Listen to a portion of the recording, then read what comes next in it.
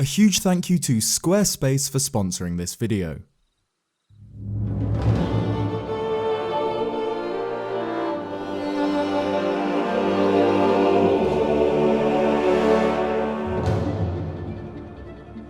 The Zelda series is massive, spanning 19 main series games from the 1986 original to 2017's Breath of the Wild. We've had proper Zelda games on every single main Nintendo system since the series' debut, seeing Link travel through time, across oceans, above the clouds, and into the wild. And not only are there a whole load of Zelda adventures, each one is incredibly deep, hiding secrets, Easter eggs, or easily missed details, and spawning countless theories and discussion.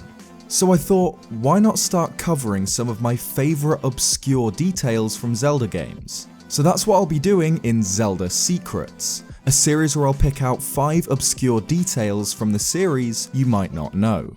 Let's get into it. The Ballad of Gale's origin.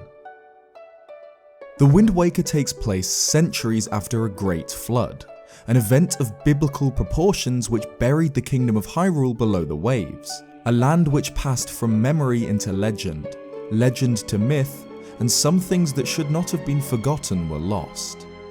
By the time of the game, Link must traverse the vast waters of the Great Sea, and the King of Red Lions is his only means of travelling between the islands which were once the mountaintops of a forgotten land.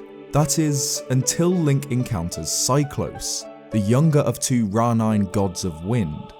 Unlike the elder, Zephos, Cyclos is rash and vindictive due to the destruction of his monument on Dragon Roost Island. In his anger, he creates cyclones with which to assail travellers, casting them across the sea and disrupting their travel. But if Link is able to hit the god with 3 arrows before being blown away, Cyclos will begin to respect him, teaching him the Ballad of Gales, a magical song with which Link can call down a cyclone to carry him to one of 9 areas in the Great Sea. But aside from its usefulness, there's a neat secret to the Ballad of Gales. The latter half of the song is actually nearly identical to the Minuet of Forest, another warp song from Ocarina of Time.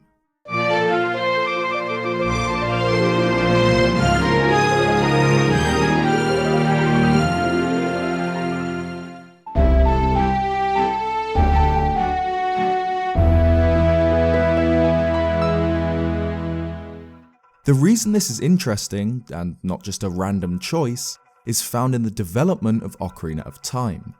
The Minuet of Forest is taught to Link by Sheik and will warp him to the sacred forest meadow by the entrance. The Forest Temple is my single favourite dungeon in the series, an eerie, isolated mansion in the deep woods, but it's thought that during development, it was intended to be a wind temple instead, alongside the water temple originally being ice themed. This is because of a few things, like that the forest medallion given to you after completion of the forest temple seems to have a wind themed fan icon on it, and the section of Ganon's castle relating to the forest temple is, in actuality, far more wind themed than forest themed. Now, this is more a personal theory of mine, but if the Forest Temple was originally planned to be a wind temple, then it means that the reuse of the Minuet of Forest in the Ballad of Gales might be an obscure reference to this fact. A song which summons the wind might be an homage to a song which was originally intended to be connected to the wind. Stalfos Arms.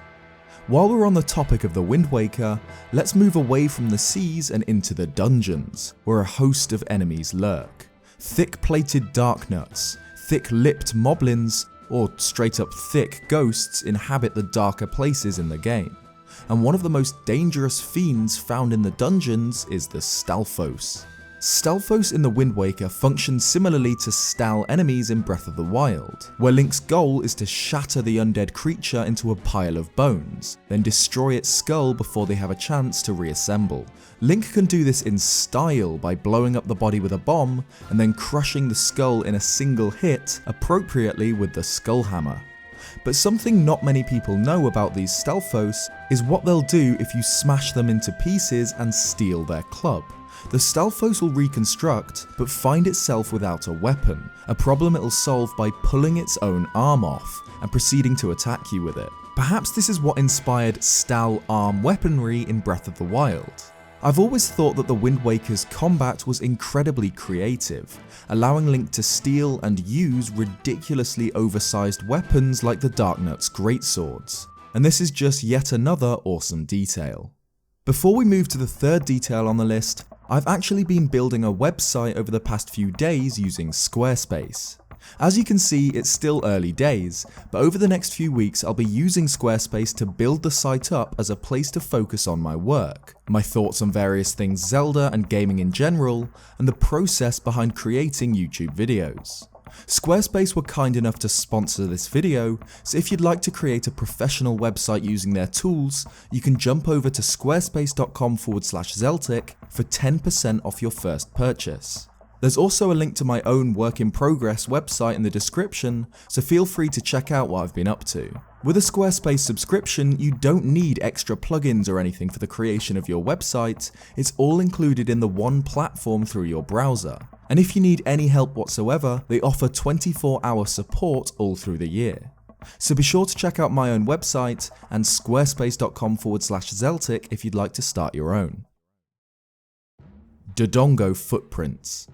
One issue many people, myself included, have with Breath of the Wild is its enemy variety. While the enemies that the game did include are phenomenal, with its bokoblins in particular perhaps being my single favourite Zelda enemy of all time, with so much personality and charm, the amount of unique enemies in the game is less than even Ocarina of Time, a game from nearly 20 years earlier. One staple Zelda enemy which didn't make the jump over into Breath of the Wild is the Dodongo, a classic since its appearance in the original. Its appearance has changed drastically over time, originally resembling a Triceratops but later taking on a more unique look. Being giant terrifying fire-breathing lizards, Dodongos are closely connected to the Gorons and Death Mountain, with the infernal dinosaur King Dodongo appearing as the boss of Dodongo's cavern in Ocarina of Time. But despite Death Mountain's vast, titanic appearance in Breath of the Wild, one of its most iconic enemies is absent from its fiery slopes, instead populated by fiery variants of the standard enemies, like Igneotalises, Red Choo-Choos and Fire Lizalfos. But as a little Easter egg, the developers of the game left a little hint that they hadn't completely forgotten about Death Mountain's dinosaurs. Just north of the Eldin Tower, on the southern base of the volcano, two colossal footprints can be found, so large that Link can easily stand within them. The shape of the footprints are reminiscent of those of a giant bird, or dinosaur. They're almost the right size to fit the divine beast of the region, Varudania, though its feet don't quite match the shape. Whether what left these footprints was some form of Dodongo will remain a mystery, though it's a great example of the story that Breath of the Wild's world manages to tell. Shadow Beast's masks. Twilight Princess is one of the darkest Zelda games. We see Hyrule polluted with the stain of twilight. As Zant's grasp grows ever tighter, the light is slowly choked from the kingdom. With the Twilight invasion came a horde of foul beasts, Twilight variants of regular enemies like the Kargarok and Bulblins, shadow insects, and of course, shadow beasts.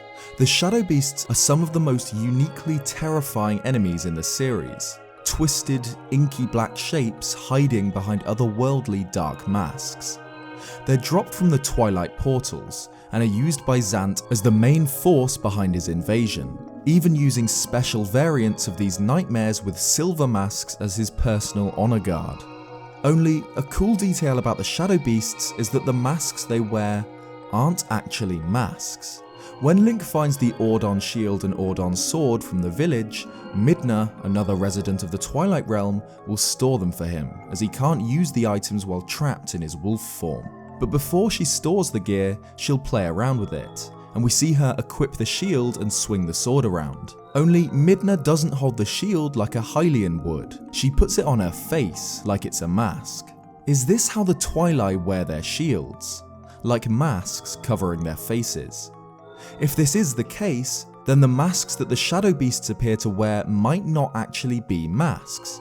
They could be protective shields worn in the way that residents of the Twilight Realm do.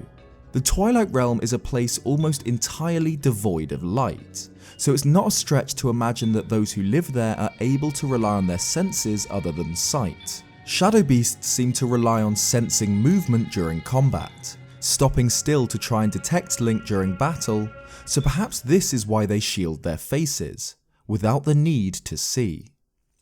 Princess Zelda's death.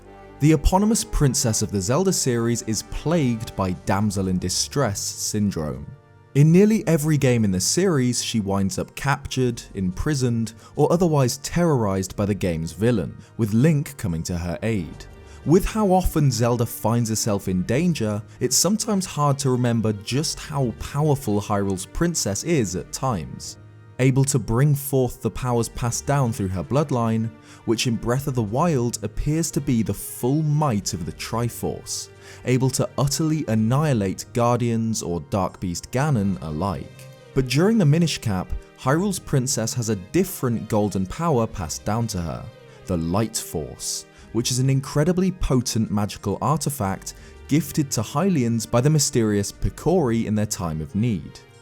But Vati, once a Picori himself, desired the Light Force as a means to gain power, and seized control of the Hylian military in his quest to find it.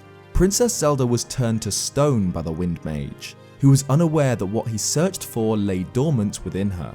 After Link obtained the 4 elements, he was able to access the hidden room within the Elemental Sanctuary, where stained glass windows told the truth of the Light Force's location.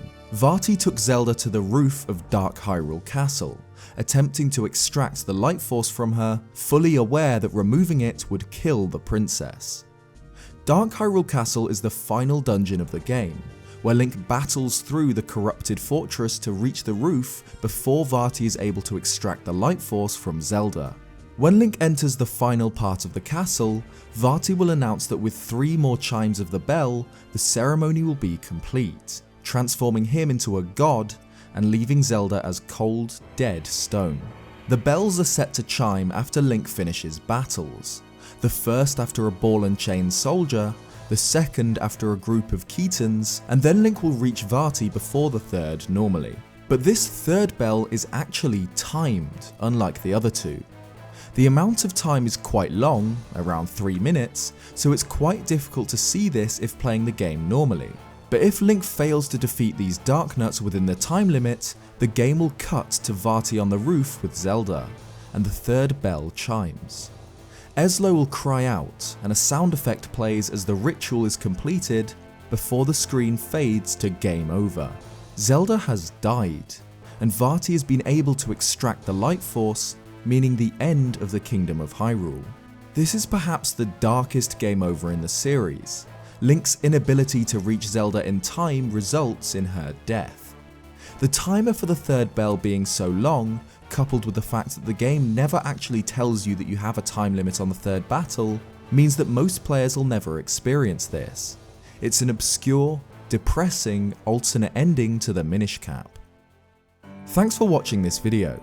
If you liked it, leave a like or subscribe if you haven't already for more Zelda content. And thank you again to Squarespace for sponsoring the video. If you're interested, then head over to squarespace.com/Zeltic to grab 10% off your first month. Cheers guys, and I'll see you next time.